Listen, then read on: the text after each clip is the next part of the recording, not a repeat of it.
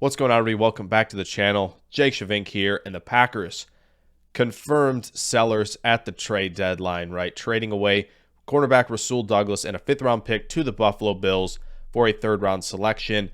Now, I know the initial reaction and response was anger directed at Brian Gutekunst, general manager, of course, because why are you trading away a player who has been a key cog on this defensive unit for a couple seasons now, has been really a locker room guy and a leader on that defense and on that team, and really has been one of the more consistent performers on either side of the ball the last couple seasons and made several key plays in several games, obviously over the last couple seasons since he was acquired and signed in 2021.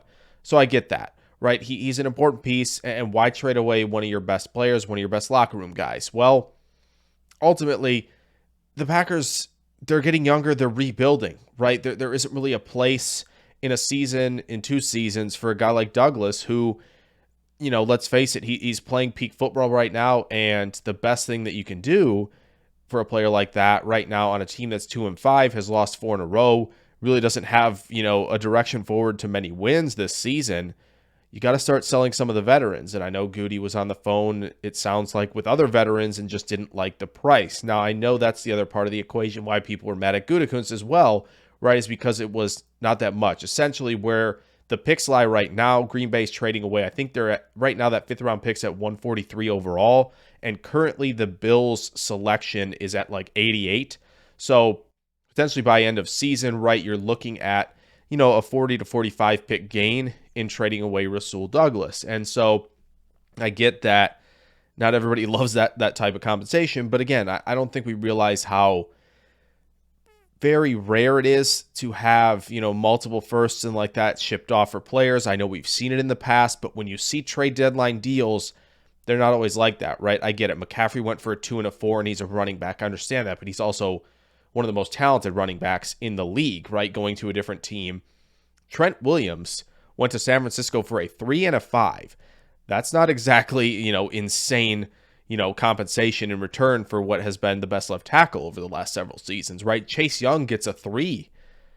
And that's really not a lot either, right? So, not a lot of these players are going for big picks, right? You're not seeing, 2nd-round picks going for a corner right now who the Bills know is in his prime years, right? Only has, I think, a season and a half left on his deal. So they're not going to, break the bank, but they will give you something, right? And so Goody, I think, held restraint on the other veterans, right? Not just giving like Preston Smith for a 6th or Preston Smith and a 7th for a 6th, right? Like that wasn't in the cards. So they got what they could from Rasul Douglas, who Goody picked up off the street, basically signed him mid-season, and he became a quality player, and he turned it into a 3rd-round pick. So I don't think, you can be that mad at Goody for getting that kind of return for a player who, was just a midseason signing who didn't really have a lot of expectations, right?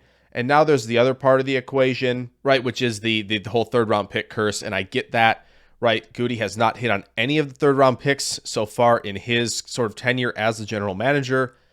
But listen, it's a 3rd-round pick, right? The odds aren't like insanely good that these 3rd-round picks are going to hit, right? Look at the Raiders for the last 5 years and their 3rd-round picks. Look at the Commanders and Texans, who have maybe hit once in the last 5 years in 3rd-round picks, right? Like, I know those aren't like great organizations to be compared to, but ultimately, like, even if you look at the Eagles the last few years, right? Milton Williams has been a quality rotational piece on the defensive line. He's not a starter, right? Nakobe Dean, they're still trying to get him, to be the guy that many thought he was. Those are just, 2 over the last few seasons, right? And it's nice that the Eagles hit there, but it's not generally a big hit rate, right, in the 3rd round. So ultimately what this is doing, right, it's putting Green Bay on the direction of a rebuild, but it's also giving you more swings, right? This is 2 3rd-round picks, 2 2nd-round picks, and a 1st right now for Green Bay. Obviously, that 2nd-round pick coming from the Jets.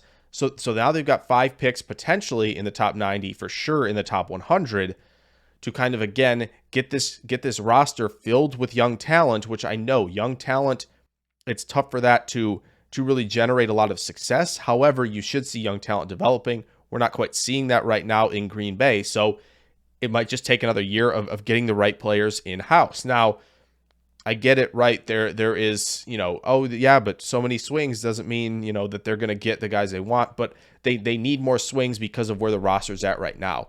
ultimately, right now, I don't know if they have a number one wide receiver, right? They have a lot of nice 2s and 3s on the roster. Christian Watson's obviously your deep threat. I'm not sure he's an X receiver. He feels like a Z, a gadget player, a yak player right now. And that's really maybe what his ceiling is going to be, unfortunately. Dobbs is a nice possession guy. He might still be a 3, right? Wicks is another guy who can get open.